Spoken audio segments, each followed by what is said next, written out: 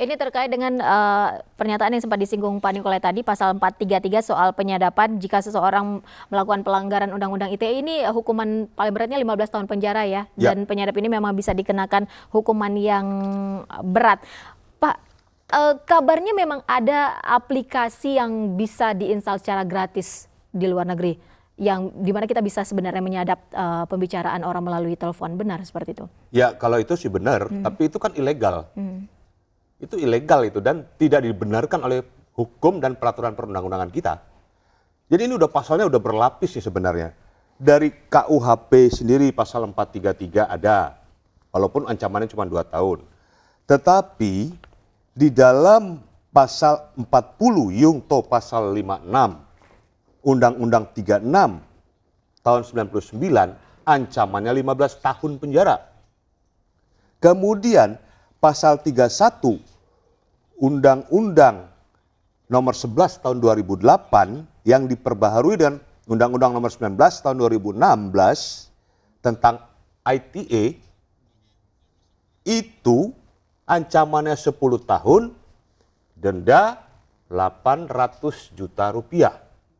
Berarti lebih ringan dari sebelum diperbarui ketika tahun Ya, 2008, 15 betul. tahun penjara ya Pak Nikolai? Betul. Ini kalau Undang-Undang Telekomunikasi 15 tahun. Ya, Jadi bukan lebih ringan. Undang-Undang Telekomunikasi itu ada undang-undang tersendiri. ya. Undang-Undang nomor 36 tahun 99. Tetapi untuk ITE itu diperbaharui, jadi Undang-Undang 11 tahun 2008 diperbaharui dengan Undang-Undang nomor 19 tahun 2016. Ya kan? Nah, apabila rekaman pembicaraan tersebut didapat secara ilegal dari pejabat yang berwenang atau pejabat telepon, telekomunikasi, provider telekomunikasi, maka pasal berlapisnya adalah 433 KUHP. Karena ini diatur dalam KUHP. Jadi tidak ringan hukuman ini pasal berlapis bisa kena. Nah, untuk itulah saya melihat bagaimana keteledoran, kalau saya menganggap ini satu dalam tanda kutip keteledoran ya, dari pihak penasihat hukum Ahok maupun Ahok sendiri mengungkapkan itu dalam persidangan. Dan itu dicatat dalam berita acara persidangan. Tidak bisa dipungkiri sekalipun karena sudah tercatat di dalam berita acara persidangan. Kecuali sang panitra mungkin berusaha untuk menghilangkan. Artinya bahwa tim kuasa hukum Ahok ketika di persidangan lalu tidak menyadari bahwa dengan pernyataannya ketika itu akhirnya membuat kasus ini semakin panjang begitu? Kalau saya melihat keteledoran. Keteledoran itu bisa ada unsur kesengajaan, bisa juga tidak ada unsur kesengajaan. Tetapi mereka faktanya sudah mengucapkan itu dalam persidangan. Nah, apa yang diucapkan dalam persidangan itu alat bukti. Fakta persidangan namanya. Fakta persidangan itu dicatat dalam berita acara persidangan. Apakah artinya Pak Nikolai dengan akhirnya membuka bahwa mereka memiliki bukti rekaman pembicaraan pada hari Kamis dan dengan pukul sekian yang sangat detail, tadinya memang benar-benar untuk menakuti saksi supaya saksi, karena sebelumnya Kiai Haji Ma'ruf Amin menyatakan tidak ada hingga 3 kali. Apakah ini sebenarnya menjerat saksi untuk mengatakan yang sebaliknya begitu? Ya, itu satu mental breakdown seperti pernah saya sampaikan yang lalu-lalu. Bagaimana strategi mental breakdown pada saat kita memeriksa seorang saksi di persidangan. Saya ini lawyer juga.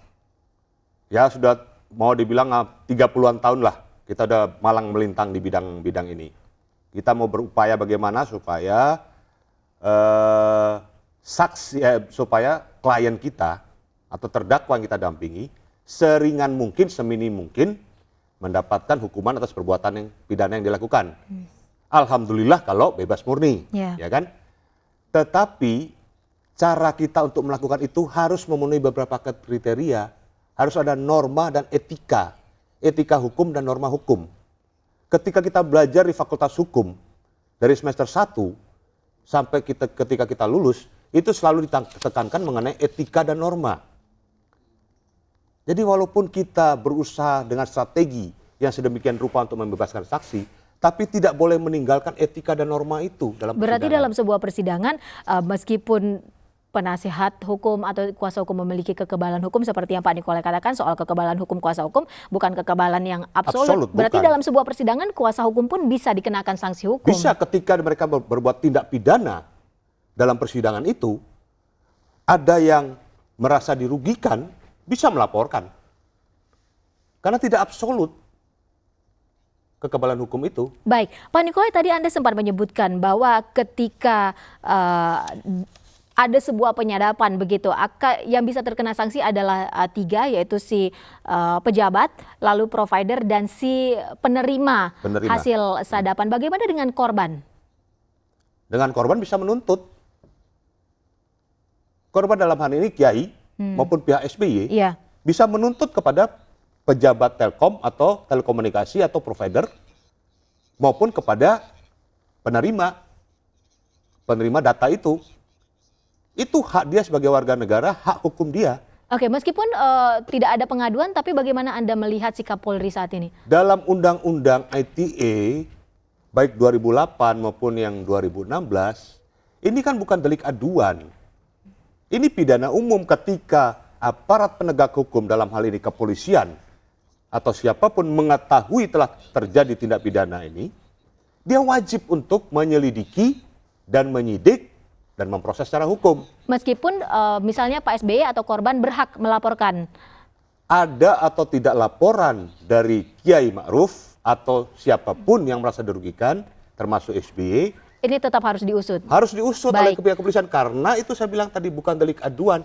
Dan satu hal, ini diucapkan di depan persidangan, disaksikan oleh majelis hakim, disaksikan oleh jaksa penuntut umum, disaksikan oleh pengunjung sidang, dan dicatat di berita acara persidangan. Baik, Pak Nikolai, kita ngobrol lagi nanti mengenai kasus baru yang menjerat Ahok dan tim kuasa hukumnya sesaat lagi di Breaking News. Tetaplah bersama kami.